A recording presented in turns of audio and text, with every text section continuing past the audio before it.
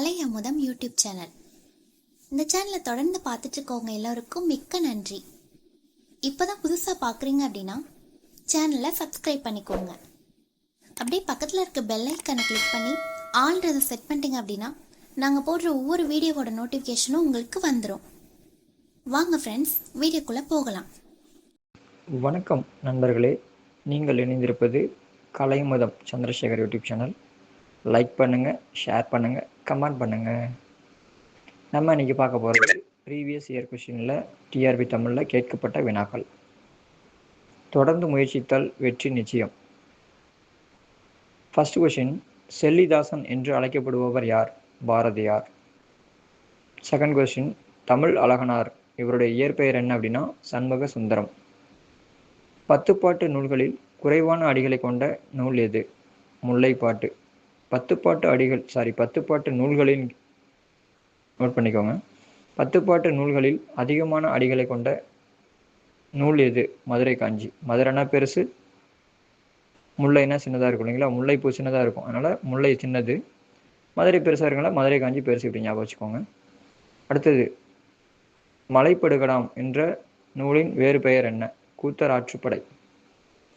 அடுத்தது பார்த்தீங்க அப்படின்னா, அண்ணனும் தம்பியும் இலக்கண குறிப்பு தருக. எண்ணுமை. அண்ணனும் தம்பியும், அந்த வெளிப்படையாக வந்ததுன்னா எண்ணுமை. இரவு பகல், இது உண்மை தொகை. இரவும் பகலும், அதாவது வெளிப்படையாக வந்தால் எண்ணுமை, மறைஞ்சு வந்தால் உண்மை தொகை. அடுத்தது, காலம் கறந்த பெயரச்சம் வினைத்தொகை.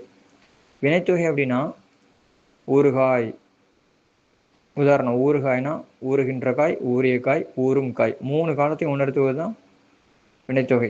அடுத்து பெய்த மழை, பெய்யும் மழை, பெய்த மழை. பெய்மழை அப்படின்னா பெய்த மழை, பெய்யும் மழை, பெய்கின்ற மழை, 3 காலத்தையும் உணர்த்துனா வினைத்தொகை. நெக்ஸ்ட் பார்த்தீங்க அப்படின்னா, அறிவியல் ஆத்திச்சூடி ஆசிரியர் யார்? நெல்லை சுமுத்து.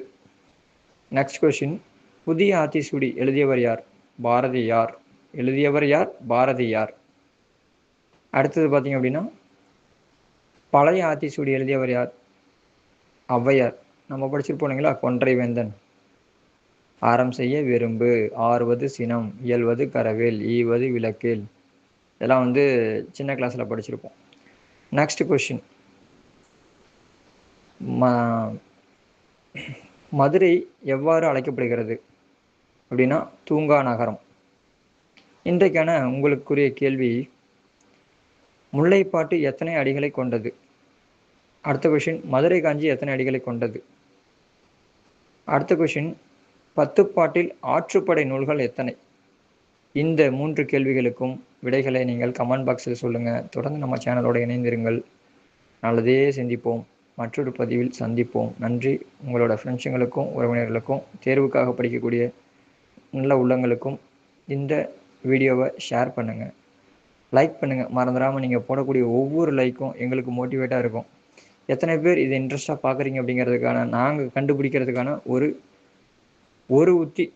பல உத்திகள் இருக்குது. எப்படி பார்க்குறாங்க அப்படின்றது, எப்படி பார்க்குறாங்கன்னா, அதாவது எத்தனை பேர் பார்க்குறாங்க அப்படிங்கிறத நம்ம வாட்ச் பண்ண முடியும். ஆனால் லைக் பண்ணிங்கன்னா தான் உங்களுக்கு இது பிடிச்சிருக்கா பிடிக்கலையா அப்படின்றத நாங்கள் தெரிஞ்சுக்க முடியும்.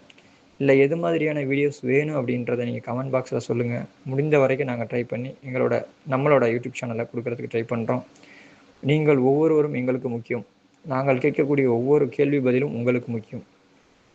தேர்வில் பார்த்தீங்க அப்படின்னா கொஸ்டின் இப்படி தான் இருக்குன்னு நம்ம நினைக்கக்கூடாது. எப்படி வேணாலும் இருக்கலாம். எப்படி வேணாலும்னா, இப்போ நம்ம இங்கே ஒரு மாதிரி கொடுத்துருப்போம். உதாரணத்துக்கு கூத்தராற்றுப்படையின் வேறு பெயர் நம்ம இங்கே கொடுத்துருப்போம், மலைப்படுகடாம். அதுவே அங்கே மலைப்படுகடாமின் வேறு பெயர் என்ன அப்படின்னு கேட்டிருப்பாங்க. எப்படி கேட்டாலும் எழுதுறதுக்கு நம்ம தயாராக இருக்கணும். அதாவது குழப்புவது, அதாவது குழப்பி கேட்போம். மாணவர்கள் எப்படி இருக்காங்க, அதாவது கொஸ்டின் ஆன்சர் பண்ணுறவங்க எப்படி இருக்காங்க, அவங்க நம்மளை கேள்வி கேட்டு சரியான விடை அளிக்கிறதுக்கு, அதாவது விடைகளை எப்படி அளிக்கிறாங்கன்னு பார்க்கறது தேர்வு கொஸ்டின் எடுக்கிறவங்களோட ஒர்க்காக இருந்தாலும், நம்ம என்ன பண்ணணும்னா எப்படி கேட்டாலும் நாங்கள் எழுதுவோம் அப்படின்ற ஒரு மனநிலைமையோடு நம்ம இருக்கணும். குளமோ ஏரியோ குழப்பணும்னு வச்சுக்கோங்களேன், ஒரு குச்சியை வச்சு நல்லா கலக்கிறோம், கொஞ்ச நேரம்தான் இருக்கும், அதுக்கப்புறம் ஓரளவு தெளிவாயிரும். அது மாதிரி நம்ம கேள்வி கேட்கும் போது நம்ம என்ன பண்ணணும் அப்படின்னா, அதோட ஆன்சர் இதுவா அதுவான்னு சற்று வினாடிகள் தான் நம்ம வந்து தேர்வு ஹாலில் வந்து யோசிக்கணுமே தவிர, ஒரு குறிப்பிட்ட நேரத்துக்கு அப்புறம் இதுதான்டா அப்படின்னு நம்ம வந்து கன்ஃபார்ம் பண்ணிட்டு அதை நம்ம எழுத ஆரம்பித்தோம் அப்படின்னா வெற்றி நிச்சயம். வெற்றி வாகை, அதாவது மன்னர்கள் வந்து வெற்றி வாகை சூடுவாங்க இல்லைங்களா, வெற்றி வாகை சூடிட்டு கெத்தாக வருவாங்க. அது மாதிரி இந்த 1996 நினைக்கிறேன், டிஆர்பி முதுகலை தமிழ் அந்த ஆசிரியரோட எண்ணிக்கை அவங்க வெளியிட்டிருக்கிறது. அதில் நம்ம கண்டிப்பாக ஒருத்தராக இருக்கணும். இருப்போம் என்ற நம்பிக்கையோடு படிப்போம், வாழ்வில் வளம் பெறுவோம். வெற்றி என்ற 3 எழுத்தை நமது தலையெழுத்தை மாற்றக்கூடிய ஒரு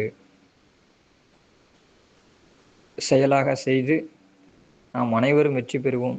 வெற்றி வாகை என்றும் நம் கையில். நன்றி, வணக்கம். நல்லதையே சிந்திப்போம். மற்றொரு பதிவில் சந்திப்போம். இது போன்ற வினாக்களுக்கு நமதோட சேனலோட தொடர்ந்து இணைந்திருங்கள். உங்கள் நம்பிக்கை என்றும் வீண் போகாது. நம் சேனல் என்றும் உங்களுக்கு துணை நிற்கும். நன்றி, வணக்கம்.